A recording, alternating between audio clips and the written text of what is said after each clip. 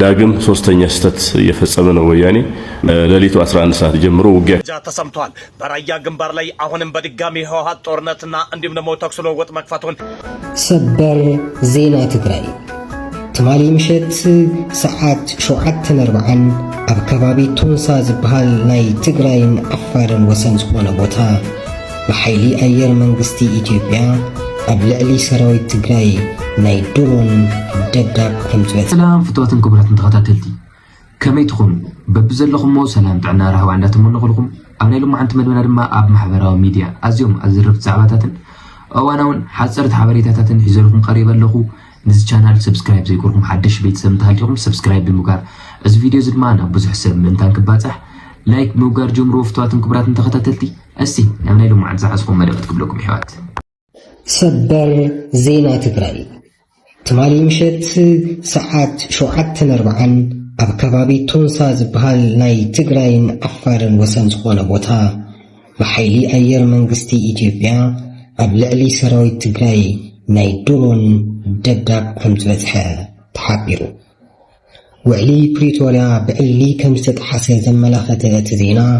ኣብ ልዕሊ ሰራዊት ትግራይ መጉዳእቲ ከም ዝበጽሐ እውን ወሲኹ ሓቢሩ ትግራይ 24 ኒውስ እዚህ ሰዓት ሰበር መረጃ ተሰምቷል። እጅግ አሳዛኝ በሆነ ሁኔታ የፈራነው ጦርነት መነሳቱ አይቀሬ መሆኑንም እየተመለከትን እንገኛለን። 6 መንደሮችን በጉልበት ተቆጣጥሯል ሲልም የአፋር ክልል መንግስት ይህንን ቃል ተጠቅሞ መግለጫን አውጥቷል። የህወሓት ቡድን ሲል የጠራው የአፋር ክልል መንግስት ታዲያ ምሽቱን በወጣው መግለጫ ላይ የህወሓት ከድርጊቱ በአስቸኳይ ካልተቆጠበ ራሱን ከውጫዊ ጥቃት የመከላከል ኃላፊነቱን እንደሚወጣ ማስጠንቀቂያ ሰበር ዜና ደርሶናል። ከግንባር ጦርነቱን እንደገና ጀምሮታል። በተለይ ቶንሳ አቅጣጫ ከባድ መሳሪያ ድብደባ መፈጸም ጀምሯል። አሁን ላይ ከመሸ በራያ ግንባር የከባድ መሳሪያ ተኩስ እንዳለና ከባድ የሚባል ውጊያ እየተደረገ እንደሆነ የአካባቢ ምንጮች ገልጸዋል። እንግዲህ ሁለቱም ኃይሎች የተኩስ ልውውጥ እያደረጉ እንደሆነ የአካባቢ ምንጮች ገልጸዋል። ይህም ተኩስ በተለይ ደግሞ በከባድ መሳሪያ ራያ ግንባር ሰበር ዜና ተሰምቷል። ዛሬ ነሐሴ 1 ቀን ከምሽቱ 1 ሰዓት ላይ አስፈሪ የውስጥ ጦርነትና ውጥረት ጥሏል።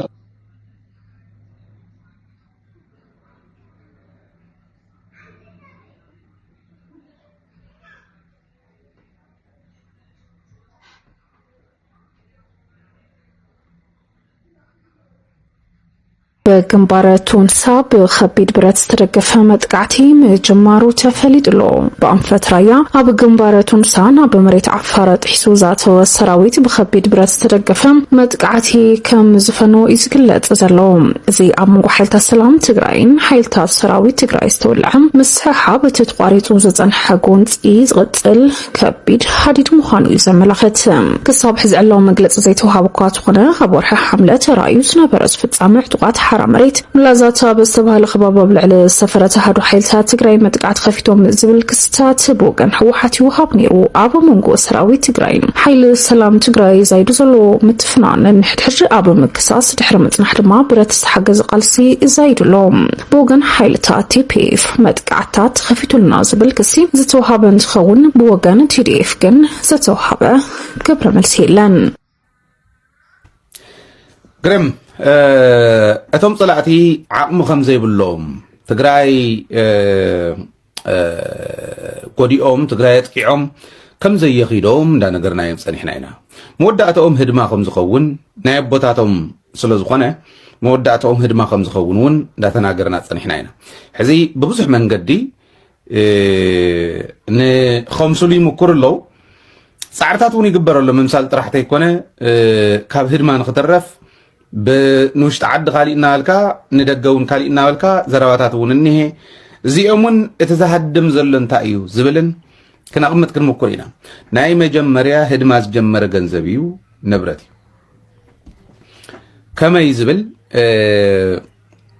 بقلت خو متقلكم مرمرا يدليو خالوت حيلتات بنن بخت مرمر نيوص حيلتات ونسلزن نيوت هدما እቱ ገንዘብ ዝሃድም ዘሎ እቱ ንብረት ዝሃድም ዘሎ ናይ ወፃ ሓይልታት ፍላይ ናይ ወፃ ባንክታት እውን ስለ ዝኒዋሉ ኣብዚዩ ናይ ኢትዮጵያ ሃፍቲ ስለ ዝኾነ ዝሃድም ዘሎ ኢትዮጵያውያን ብሄር ብሄረሰባት በመሓርኛ እውን ተኺልና ግዜን ተርኪብናሉ ማለት እዩ ሓግዙና ኢልና ኢና በመሓርኛ እውን በኦሮምኛ እውን ካሊእ እውን ዝሰርሑ ሰባት ይምፁ ሓግዙ ኢልና ኢና ብለኝ ተርኩም ታንኸላ ክንሰርሕ ኢና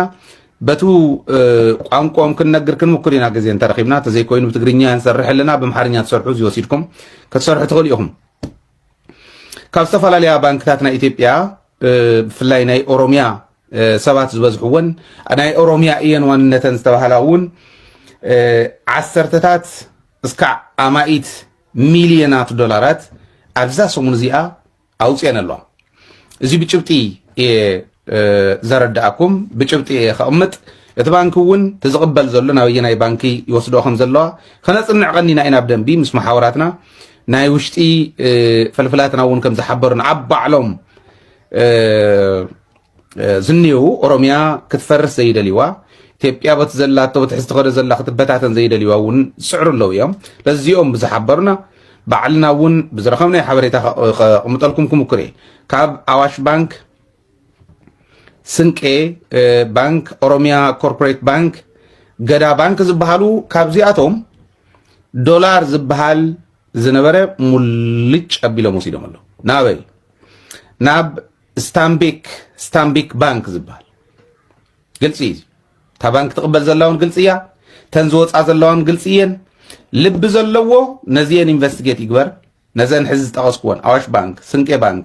ኦሮሚያ ኮርፖሬት ባንክ ገዳ ባንክ ኣብዚአን ምርመራ እንተገይርኩም ብሄራዊ ባንክ ክገብር እየ እንተኢሉ ቀሊል እዩ ግን መን ክሕልፎ ናይ ኣብዪ ኣሕመድ ኣፖይንቲ እዩ እቲ ምክንያት ዘውፅሉ ዘለው እውን ክንነግረኩም ከለና ከይዶም ሰብ ዓቕሚና ሰብ ስልጣን ኢና ዝብሉ ክምርምሩ ከም ዘይኽእሉ ክነግረኩም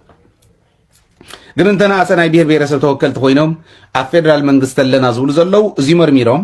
ገንዘብ ናይ ዓዲ ዝሃድም ዘሎ ገንዘብ ናይቲ ሃገር ዝሃድም ንዓና እውን ይምልከተና ይባይ ኣብዘን ባንክታት እዚአን ተጋሩ ስለ ዘለውን ስለ ዘየለውን ኣይኮነን ናይ ኦሮሚያ እየን ተባሂለን ብኦሮሚያ ጥራሕ ዝተቐመጣ ማይክሮ ፋይናንስ እውን ኣይኮነን ኣዋሽ ባንክ ናይ ሃገር ባንክ እዩ ካልኦት ናይ ኦሮሚያ ኮርፖሬት ባንክ እውን ከምኡ እዩ ካብ ሕብረት ስራሕ ማሕበር ወፃኢ ኣብ ካልኦት ከባቢታት ዘየለ እንተኮይኑ ኣብ ኦሮሚያ ጥራሕ ዘሎ ማይክሮ ፋይናንስ እንተኮይኑ ናይ ኦሮሚያ እንዲታ ኢትኩም ኩልና ክእሉ እዮም መንግስቲ ኦሮሚያ ዘመሓድሮ ባንኪ ሰፐሬትሊ ዝመሓደር እንድሕር ኮይኑ በቲ ሕጊ ከዘይ ኮይኑ ናይ ሃገር ሃፍቲ ይህድሙ ኣለዉ ንሱ ጥራሕ ኣይኮነን እዚ ብግልፂ ሕዚ ዶላር ንህድመለና ኢሎም ብግልፂ ብሓባር ከዓ ኩለን ብትእዛዝ ይኸዳ ከም ዘለዋ እዩ ዘለና ሓበሬታ ብውሽጢ ዓዲ ክንምርምር ኢና ዝብሉ ነዘን ዝጠቐስክዎን ኣዋሽ ባንክ ስንቄ ባንክ ኦሮሚያ ኮርፖሬት ባንክ ገዳ ባንክ ዝበሃላ ክምርምር ይኽእል እዩ ብደገ ክምርምር እየ ዝብል ናይ ኢትዮጵያ ገንዘብ እትዮም ድዮም ዝብል ሕጊ ብዝፈቕዶ መልክዑ ስታምቢክ ባንክ ዝበሃል ክሓትት ክምርምር ናይ ዓለም ሕጊ ብዝፈቕዶ ክትምርምሩ ትኽእሉ ኢኹም ገንዘብ ይህድሙ ኣለዉ እቲ ገንዘብ ስቂሉ ቀሊል ገንዘብ ጥራሕ ከይመስለኩም ብክልተ መንገዲ እዮም ዝህድምዎ ዘለዉ እቲ ሓደ እቶም እንተይመፁና እቱ ዓዲ እውን እንተይተስተኻኸለ ሰብ ሃፍቲ ሰብ ዋና ናይቲ ዓዲ ሰብ ሃፍቲ ክብል ከለኹ ሰብ ዋና ናይቲ ዓዲ እቲ ህዝቢ እንድዩ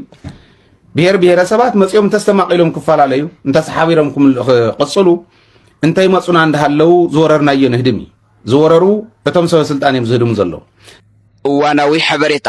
ህልውናናን ብሄራዊ ረብሓናን ኣብ ልዕሊ መቃብር ጀነሳይዳዊ ስርዓት ብልፅግና ይረጋገፅ ካብ ህዝብን መንግስትን ኣፍልጦ ወፃኢ ሓደ ወገናት ገሊኦም ብጉርሒ ገሊኦም ብገርሂ ኣብ ከተማና ከተማ ሽረ እንዳስላሴ ዘበት ንብሄራዊ ብርሰት ኢልና ምስ መላእ ህዝብና ካብ ላዕሊ ክሳብ ታሕቲ ሙሉእ ምርዳእ ጌርና ኣብ ዝወፃናሉ ናብ ተግባር ኣብ ዝኣተናሉ መኸተና ኮነ ተባሂሉ ንምዝሓል ብዘይ ስርዕ ወረ ምስ ብልፅግና ዕርቂ ይግበር ኣሎ ሽማግለ በዓር ግርማ ብሩ ናብ ትግራይ መፅኦም ከም ዘለዉ ኣምሲሎም ዝፅሕፉን ዛውዲን ዘለዎ ኣካላት ካብ ሓቂ ዘረሓቐ ኮይኑ ኣብ ከምዚ ዓይነት ምድንጋር ተፀሚዱ ከም ዘሎ ወገናት ካብ ተግባሮም ንክትቆጠቡ እናፍለጥና ህዝብና ካብ ናይ መንግስቲ ሚድያታት ውዳበታት ዝምልከቶም ኣካላት ወፃኢ ንዝውዛዕ ሓበሬታታት መሰረት ኣዋጅ 366 ዝባር 2018 ዓ.ም ተጠየቕቲ ንምግባር ንፀጥታ ኣካላት ሓበሬታን ጥቆማን ንክትቡን ናይ ፀጥታ ኣካላት ከተማና ድማ ኣብ ዘይስርዕ ወረን ፀረ መኸተናን ዝንቀሳቐሱ ኣካላት ብዝተዋሃበኩም ሓላፍነት ንክትዋፅኡ ምምሕዳር ከተማ ሽረ እንዳስላሴ የፍልጥ ዘበት ንብሄራዊ ብርሰት ህልውናና ብሄራዊ ረብሓናን ኣብ ልዕሊ መቐበር ስርዓት ብልፅግና ይረጋገፅ ርክብ ህዝብን መንግስትን ከተማ ሽረ እንዳስላሴ ነሐሴ 2 2018 ዓ.ም ዳግም ሶስተኛ ስህተት እየፈጸመ ነው ወያኔ ሌሊቱ 11 ሰዓት ጀምሮ ውጊያ ከፍቷል ውጊያው ቦታዎቹ በቆቦ ግራና ቀኝ ሆኖ ለጊዜው ውጊያ የተከፈተባቸው ቦታዎች በቆቦ ግራና ቀኝ በዞብል ተራራ የሚባል ቦታ አለ ወትወት የምትባል ልዩ ቦታ አለች። ከሷ ፊት ለፊት እንዲሁም በቢሶበር በአፋር መስመር ፊት ለፊት ማጥቃት ጀምሯል።